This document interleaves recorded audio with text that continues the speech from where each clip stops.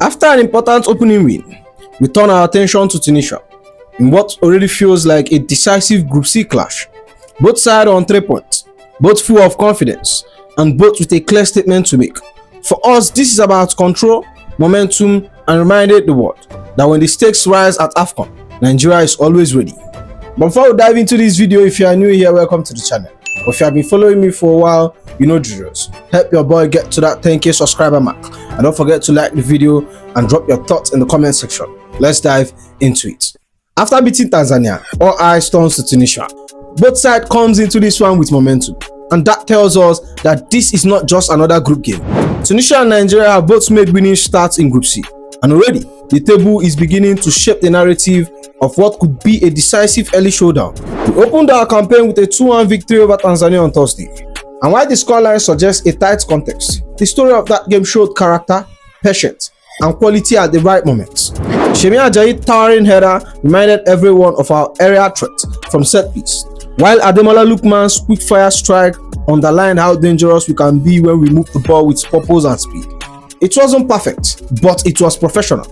And most importantly, it was 3 points on the board. Tunisia, on the other hand, arguably made the louder statement on Tuesday. They ran out 3-1 winners against Uganda, taking control of the game early and never really letting it slip. As things stands now, both teams sit on 3 points, but Tunisia currently tops Group C on a goal difference. They're both with a +2, while we follow closely with a +1. It's small margin, but in a tournament like AFCON, those fine details matter. And that's exactly why this fixture feels so important, even this early. Historically, we arrive with a heavyweight pedigree. Nigeria are 3 times AFCON champions and finalists in the last edition. Beyond the trophies, there is also consistency. Our opening win against Tanzania extends Nigeria's remarkable streak of always advancing the group stage in AFCON. That kind of record doesn't happen by accident. It speaks to the tournament's know-how, ability, and an understanding of what it takes to thrive and survive in African football. Tunisia are no stranger to success either. Champions in 2004, they have built a reputation over the years as one of the most disciplined, tactical, organized side on the continent. What stands out coming into this tournament is their defensive solidarity. They arrive at AFCON without conceding a goal in the World Cup qualification, and that defensive confidence clearly carried over into their AFCON opener. This is the real test of where we are. Tanzania asked questions, Tunisia will demand answers, tactically, mentally, and physically. For us, this isn't just about maintaining momentum, it's about asserting authority in this group, sending a message to the rest of the competition, and giving Nigerians belief that this team can go deep again. This is a clash between Nigeria's power, pace, and tournament pedigree, and Tunisia's structure, discipline, and control. With the group balanced and both sides already on 3 points, Saturday's encounter feels like an early crossroad, a chance for us to take control of the Group C and remind everyone that when it comes to AFCON football, Nigeria never hides. When you look at the history between Nigeria and Tunisia, one thing stands clearly. This fixture really produced a clear favorite. Over the years, these two sides have developed one of the most evenly balanced rivalries in African football. Since 2004, Nigeria and Tunisia has met 8 times, and the number tells the story. Each side has just 1 win, with 6 of those encounters ending in draws. That alone shows how tight, tense, and often cagey this matchup tends to be. There's no dominance here, no long-standing superiority, just 2 teams that knows how to cancel each other out. The most recent meeting will be fresh in many memory. At AFCON 2021 in Cameroon, Tunisia edged us 1-0 in the round of 16, ending our tournament earlier than expected. It was a game decided by fine margins, discipline, and a moment of quality.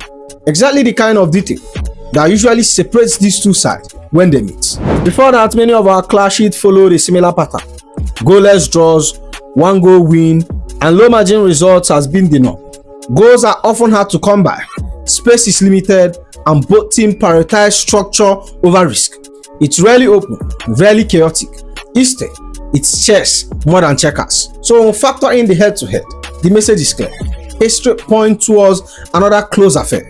Past form don't give either side psychological edge, and it reinforces the idea that this game will likely be decided by a moment, a set piece, a lapse in concentration, or a single burst of brilliance. For us, that balance adds extra motivation. We know Tunisia won't roll over, and we also know that small details will matter more than ever. Against a side we often draw with, Precision, focus, execution would be the difference between topping Group C and leaving everything to the final group game. When we break down Tunisia under Trabel C, one thing that stands out is structure. This is a side built on organization, compactness, and discipline. Since returning to the role, Trabel C has restated a 4-3-3 base, and everything Tunisia do flows with that foundation. Out of possession, the Cottage Eagles are compact, difficult to play through, and the distance between line are short. The midfield stay narrow, and they are happy to let the opposition have the ball in non-dangerous area. But once possession is regained, Tunisia don't waste time. Transitions are quick, direct, and purposeful. They are comfortable building patiently from the back, drawing pressure before releasing the ball into the midfield. The real control point, however, is the engine room. Elias Sherry and Frajan Sassi are central to everything Tunisia do. Sherry provides the bite, breaking up attack, winning second duel, dictating tempo, while Sassi adds balance, positional intelligence. Together, they shield the defense and ensure Tunisia remains difficult to break down. From there, the width becomes important. The fullbacks, often Abdi and Valerie, are encouraged to shuffle forward at the right moment, support the front three without compromising defensive shape. They won't bomb on recklessly, but when Tunisia counter, they arrive quickly to overload the wide areas. And up front, the emphasis is on movement and work rate. Elias Achuri and Saad attacks with stretching the pitch, pulling defenders out of position and attacking spaces when Nigerians push numbers forward. This is when Tunisia are their most dangerous, when opposition overcommits and leave gaps in behind.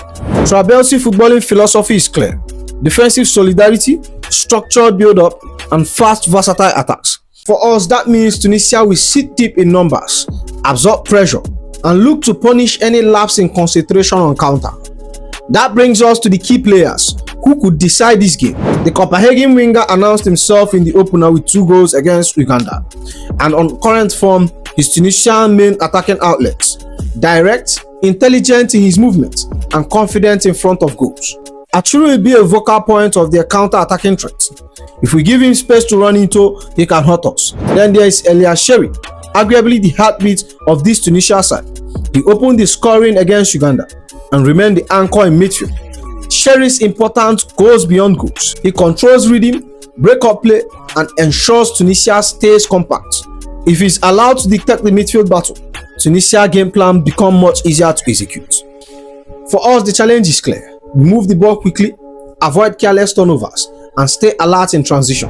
Tunisia are well-drilled, patient, and ruthless when given an opening. If we manage the tactical battle and limit the influence of Achuri, we put ourselves in a strong position to tilt this firmly balanced context in our favor. For Nigeria, this is how I expect us to line up.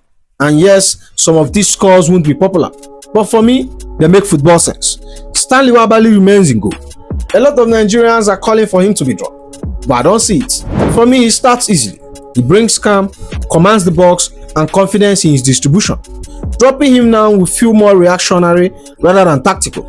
At right back, things get interesting. The wing-back situation against Tanzania was a no-show. Bright Osai Samuel struggled to impose himself, and Osai Samuel can be error-prone under pressure. I like the idea of Ryan Arobosu here. Younger, more aggressive, willing to overlap, but if we are being honest, I doubt the coach goes that way. Expect the safer option, even if it doesn't excite. In central defense, Shemi Ajayi and Kevin Bassi should continue as the pairing. Individually, both had solid outing against Tanzania. Ajayi dominant in the air, Bassi aggressive in duels, but as a unit, there's still work to do. Against Tunisia, quick transition, their communication, spacing, and recovery position will be tested far more than in the opener.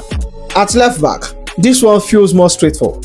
Zaidu Sanusi was poor against Tanzania, offering little going forward, looking shaky defensively. For me, Bruno Emechi starts this one.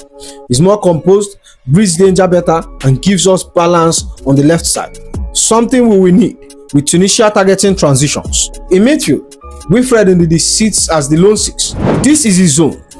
His job is simply but crucial. Show the backline, break up counter, link play quickly against a Tunisian midfield built around Sherry and Sassi. The positioning and timing will be vital. Ahead of him, Alex Iwobi operates as the number 10. This is where the game can tilt in our favor. If Iwobi gives us the level of performance he dropped against Tanzania, then we are eating well. He becomes our controller, dictating tempo, finding pockets, connecting midfield to attack. Tunisia will try to crowd him. How he handles that pressure could define the match. Out wide, Chukwueze and Ademola Lookman are locked in for me. Both are in excellent form, full of confidence, and direct in their approach. Their job will be to probe the Tunisian backline, isolate fullback, force defenders into uncomfortable decisions. If they win their wide duels, Tunisia's compact shape will start to crack. Up front, we will go with Akwa Adams and Victor Osimhen. We saw the movement, the link-up play against Tanzania. The understanding is there. What is missing is output. Against a disciplined Tanzanian side, chances will be limited, so finishing has to be sharper. If this partnership clicks, it gives us physicality, depth, and constant pressure on that backline. Overall, this setup is about balance and intent. We keep our defensive structure, but also give ourselves enough quality and movement in more advanced area to hurt Tunisia. Margins will be there, and that's why every selection here matters. For me, I'm going with a 2-1 Nigerian win. It won't be easy, it won't be comfortable. Tunisia are too organized, too disciplined, and too experienced to be blown away. And with that said, that's the end of the video, my friends. Make sure you like, comment, and subscribe, and I'll see you in the next one. Gobi.